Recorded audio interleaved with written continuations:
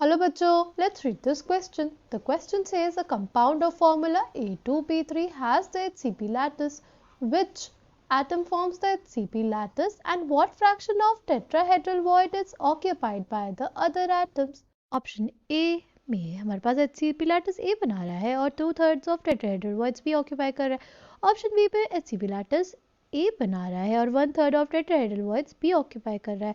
Option C में HCP lattice B बना रहा है 1/3 of tetrahedral voids A occupy कर रहा है और ऑप्शन डी में HCP lattice B बना रहा है 2/3 of tetrahedral voids A occupy कर रहा है. The key concept for this question is HCP lattice. अगर हम लोग बात करें HCP lattice की तो पार्टिकल्स कहाँ पर प्रेजेंट होता है, उसका Z क्या होता है?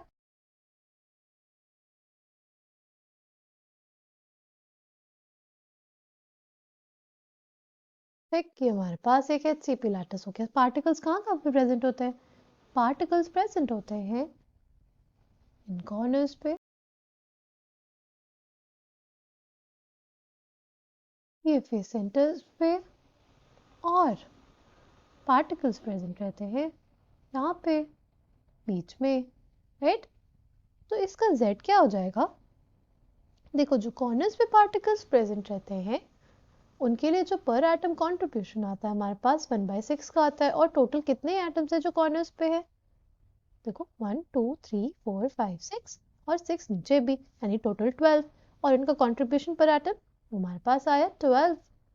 वो हमारे पास आया 1/6, तो 12 इंटू 1/6 फिर प्लस जो हमारे पास फेस सेंटर्स पे उनका पर एटम कंट्रीब्यूशन हमारे पास आता है 1/2 का. और कितने हैं? 2 ही है, राइट? और फिर हमारे पास जो पार्टिकल्स बीच में है वो तो उनका पर एटम कंट्रीब्यूशन 1 ही आएगा, वो 3 है.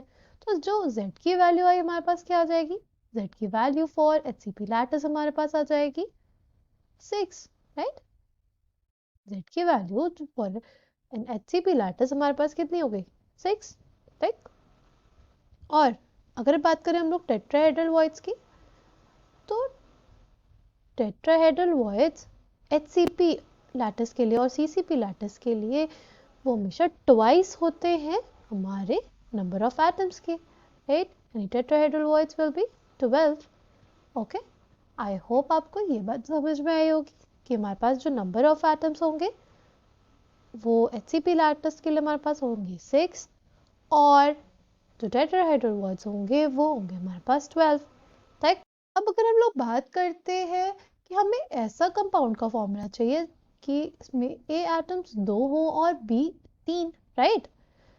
तो देखो, सबसे पहला ऑप्शन हमें ये कह रहा है कि A बना रहा है हमारा लैटिस, यानी A होगा 6 और B ऑक्यूपाई कर रहा है 2/3 of tetrahedral voids. 2/3 of tetrahedral voids मतलब हमारे पास B के 8 एटम्स हो गए. अगर हम इसको फर्दर रिड्यूस करेंगे तो हमारे पास क्या आ जाएगा फॉर्मूला कंपाउंड का? वो आ जाएगा A3B4. हमें ये कंपाउंड का फॉर्मूला तो बिल्कुल नहीं चाहिए, इसलिए ऑप्शन ए हमारे पास इनकरेक्ट हो जाएगा. नेक्स्ट ऑप्शन में हमसे बोला है कि ए बना रहा है लैटिस और जो बी है वो ऑक्यूपाई कर रहा है हमारे 1/3 of tetrahedral voids. 1/3 of tetrahedral voids का मतलब हमारे पास वो हो जाएगा A6B4, राइट? अब इसको हम लोग रिड्यूस करेंगे तो हमारे पास क्या आ जाएगा? हमारे पास आ जाएगा A3B2. ठीक.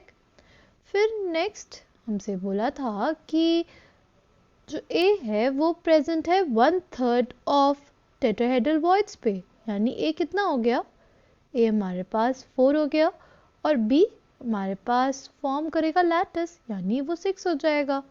अगर इसको फर्दर रिड्यूस किया तो हमें मिलेगा A2B3. ये कंपाउंड हमें चाहिए था, यानी ये किससे मिला? ये तब मिलेगा जब हमारे पास A ऑक्यूपाई करेगा 1/3 ऑफ टेट्राहेड्रल वॉइड्स और B बनाएगा हमारा लैटिस. लास्ट वाला ऑप्शन भी चेक कर लेते हैं हम लोग. लास्ट वाले ऑप्शन में बोला था कि A ऑक्यूपाई करेगा 2/3 ऑफ टेट्राहेड्रल वॉइड्स. अगर A ऑक्यूपाई करेगा 2/3 ऑफ टेट्राहेड्रल वॉइड्स तो हमारे पास A एटम्स कितने हो जाएंगे? 8. और B वो लैटिस बनाएगा, इस वजह से हमारे पास उसके एटम्स हो जाएंगे 6. इसको फर्दर रिड्यूस करेंगे तो हमारे पास क्या आ जाएगा? हमारे पास आ जाएगा A4 बी 3।